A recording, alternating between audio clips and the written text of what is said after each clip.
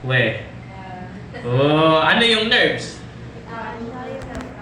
Ano yung ugat? Eh, ano yung nerves?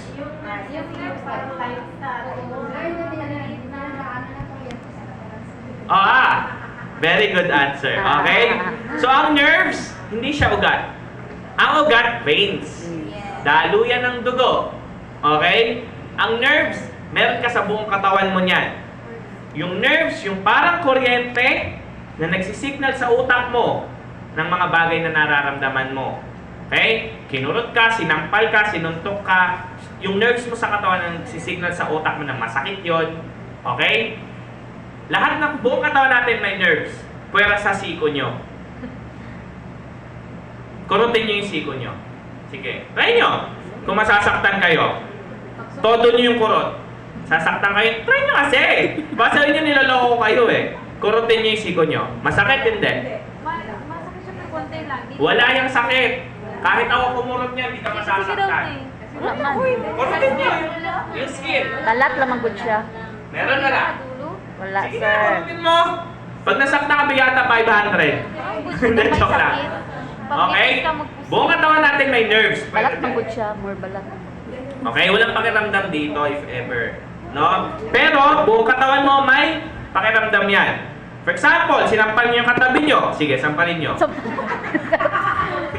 Joke lang, baka gawin niyo talaga. Okay? So, for example, sinampal. Okay? Mararamdaman ng pisngi ko yun kasi may nerves dyan. Yung nerves ko dito ang nag-signal sa utak ko na masakit yun. Okay? Yun ang purpose ng nerves. Bakit ko siya natanong? Para mas mabilis nating explain itong tatlong to. Tatlo lang laman ng B-nerve. B1, B6, B12. Unahin natin si thiamine mononitrate. Yun yung mga generic name nila. Yan. So si B1. Sobrang simple. Lahat ng kinakain nyo, mako-convert into energy. Yun ang ginagawa ng B1. Makatulungan na magkaroon kayo ng lakas, hindi kayo maging matamlay, maging active kayo. Yun lang, B1. Hindi nyo kailangan pahabain yung explanation. B6 naman, eto na yung pag-delay yung responses nyo. Delay yung response nyo sa isang bagay. Okay? It means, mabagal na natatransfer ng nerves nyo sa utak nyo yung nararamdaman ninyo. Or in short, mabagal yung wifi ng katawan ninyo. Okay? For example, sinampal ka. Okay? After 5 seconds, tsaka ka umaray. Ang tawag doon, OA. No, hindi. Joke lang. If ever, for example, sinuntok ka, nasaktan ka, tapos delay yung response mo, kulang ka sa basics.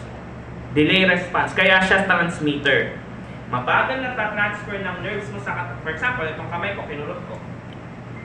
Delay yung response ko, it means mabagal na transfer ng nerves ko. Bagal siya nag-travel sa utak ko. Kaya late yung response. Kaya usual na nangyayari dyan sa basics or most common na hindi natin alam, yan yung kunwari, nakawit ka. Okay? Tapos nagugulat ka na lang, may sugat ka sa braso mo, etc. Yung pala nakawit ka. Maya-maya mo siya mararamdaman pag masakit na. Yun, ang isang example ng delay yung response. Okay? O humawa ka ng mainit na bagay. After ilang delays, tsaka mo lang naramdaman, delay yung response mo. B12 naman, si cyanocobalamin, ito naman pag wala kang nararamdaman. Diyan napapasok yung pamamasma, tusok-tusok, pamamanhid, pangangalay, etc. Okay? Nerve damage ang tawag doon. Pag delay response mo, nerve damage yun. Pag wala kang maramdaman, okay, pamamanhid, tusok-tusok, nerve damage pa rin yun. Okay?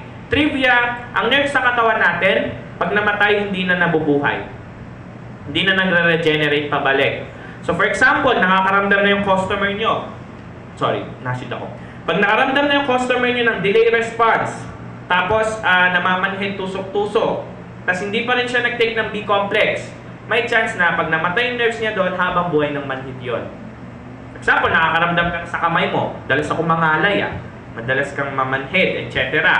Pag di ka nag-take ng B-complex, tapos namatay yung nerves mo sa kamay, habang buhay na itong manhid, kahit anong take mo ng B vitamins. So much better, pag nakaramdam na yung mga customer nyo ng ganon, ano nyo na si B-nerve, offer nyo na. Pwede nyo ba takutin yung customer? Pwede. In a nice way lang. Siyempre magtatanong ka. Nakakadalas nyo po bang maramdaman yan, etc. Aware po pa kayo na ang nerves natin ay if ever na madalas nating maramdaman, pwedeng lumala yung nerve damage natin. Okay, explain nyo lang kung anong negative side pag lumala yung nerve damage. Manhead, tusok-tusok, etc. So yun lang yung tatlong yan. Si B1, para magkaroon ka ng energy sa katawan mo, maging masigla ka. B6, pag delay yung responses mo sa katawan. B12, pag wala kang maramdaman. Ganun lang kasimple. Kung nararamdaman nyo ng customer nyo, B-nerve ang sagot. Okay? Question. Clarifications. Pwede siya sa mga CKD patient. Sa CKD, if ever, much better may consultation ng doktor. Pero usually, inire-reseta naman to sa kanila. Usually, nung may mga CKD kasi, yung high blood, diabetic, pwede. Pero much better may consultation ng doktor. Okay? Kasama kasi ang mga B vitamins sa reseta nila. Sa heart, sir. Good for the heart. Pwede siya. Okay? Pwede sa diabetic, etc. Okay? Contents ng B-nerve B. Meron siyang B1, B6, B12. Yung B1, 250 mg, walang limit. It means hindi ka ma-overdose kahit masobrahan ka. B12, meron siyang 1,000 mcg or microgram.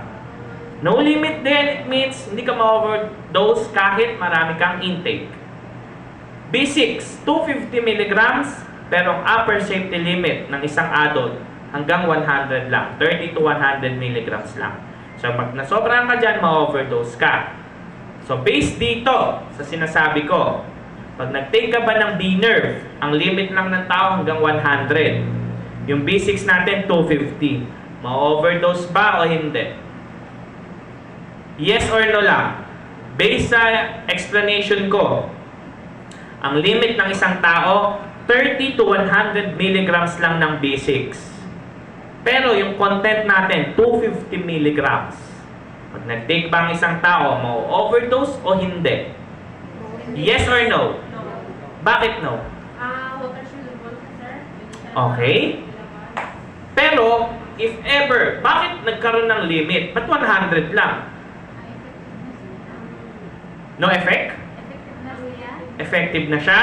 Ang sagot is yes tsaka no. Okay? Unahin ko yung yes. Yes, ma-overdose ang isang tao kasi ang limit nga lang natin hanggang 100. Okay? 250 yung laman ng B-nerve. Bakit siya ma-overdose? Yan yung mga customer if ever nakaranas or bumalik sa inyo. Be well. Nag-take ako niya, nag-palpitate ako. Be well, sumakit yung ulo ko, sinikmura ako, naduwal ako. It means, hindi kaya ng katawan niya yung masyadong maraming B6. Kaya, ang nangyari na overdose siya, nag-palpitate siya. Doon na papasok yung form natin. Scored tablet siya. Pwede mo siyang hatiin kasi may hati siya sa gitna. So, pag hinati mo, ma'am sir, it means po mataas masyado sa isang take lang sa inyo yung B6 namin. Pwede niyo pong gawin, isa sa umaga, isa sa kalahati sa umaga, kalahati sa gabi. Or, kalahati ngayon, kinabukasan yung kalahati, walang problema, mas makakatipid siya. Okay? Yun naman is pag ang sagot lang is yes, ma-overdose ka. No-overdose lang isang tao pag may adverse effect. Yun nga yung nagpapalpitate, masakit yung ulo, sinisikmura. Pero kung wala siyang nararamdaman na ganon, hindi siya na-overdose. Bakit? Tama yung sagot, water-soluble ang mga B vitamins. It means, ang katawan kasi ng tao, nakaprogram yan na pag nakuha na yung sapat o yung kailangan niya na B vitamins, lahat ng sobra itatapon na. Okay? So for example, nakuha na ng katawan mo yung 100 milligrams. Lahat yung sobra, yung 150, itatapon na yan. Paano? Through ihe. Papalabas siya through urine. Okay? So if ever na mapapansin nyo, kung may nagtitake sa inyo ng B-complex, may amoy din yung ihe pag nagtitake ka ng B-complex. Yun yung mga sobra-sobrang B6 or sobra-sobrang B vitamins. Okay? And then, normal sa B vitamins na may amoy. Yan ang pinakamadalas na reklamo.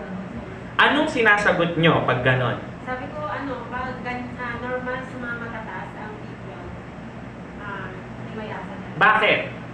Mataas kasi yung content ng B12 na Okay, pati ng B6, yes. Pero, Anong sinasagot mo? Paano kung sinabi ng customer, ayoko na niyan? Oo, normal lang kasi sa complex pag mataas ang content, medyo may lasa talaga. Okay, correct naman. Normal sa B vitamins na matapang may amoy at may lasa. Ang pwede niyong i-rebut kay customer, mas matapang yung amoy at lasa, mas effective po. Normal sa B vitamins yung may amoy at lasa. Mas less yung amoy at lasa, mas less effective. Kaya kung mas matapang yung amoy, mas effective siya. Yun yung pwede niyo i-discuss kay customer. Okay, normal po ang sa B vitamins yung may lasa at amoy. Mas matapang po yung amoy at lasa, mas effective. Mas mataas po yung dosage. Yun lang. Okay? Question. Kay Biner.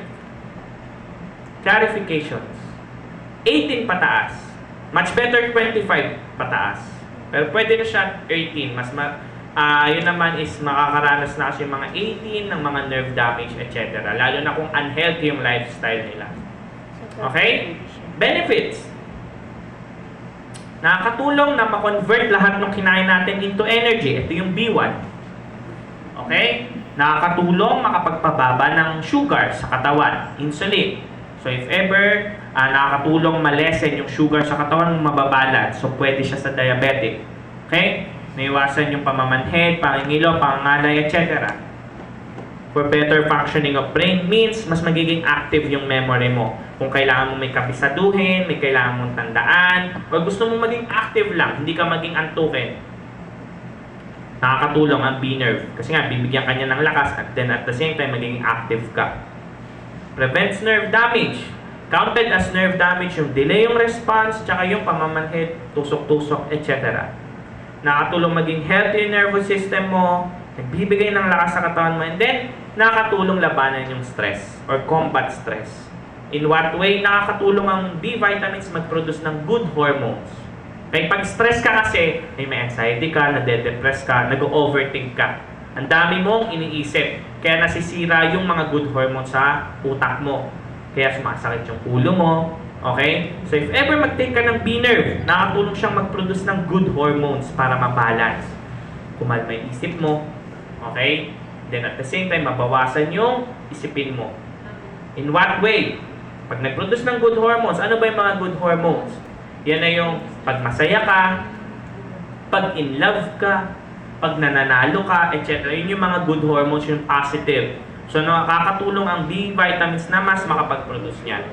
Okay? If ever kasi malungkot ka, kulang ka rin sa B12. Isang senyalis yun. Pag madalas kang malungkot, kulang ka sa B12. Okay? Mas gumagana si sadness sa'yo kaysa si joy. No? Kulang ka sa B12. So, yun yung about sa stress. Okay? Questions? Pwede siya sa buntes, sa diabetic, sa na-stroke, much better sa mga nabanggit na yon. Sa buntes, nakakatulong ang B6, malesen yung pagduduwal.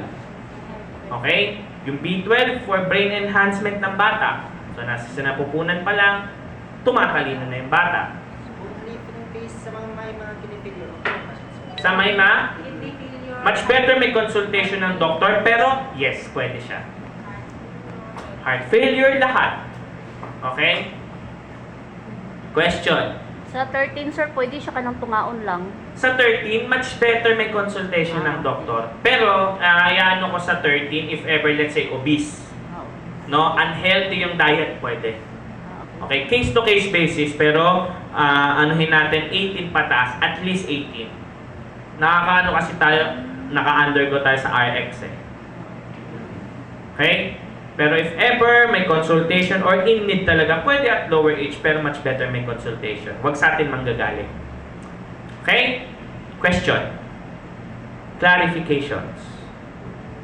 Violent reaction. Wala. Presyo ng B-nerve. 13.50 sa Mercury Drug, sa Watson's 14 pesos. Freebie scheme 10 plus 2. Available tayo sa 100 tablets, ito yung freebies na ibibigay nyo. And then sa 10 tablets, ito yung freebies. Sino Watson's dito? Bakit mas mahal sa inyo? Red. Additional rent. Red. Okay, tama naman. So if ever kasi makikita nyo Mercury, they can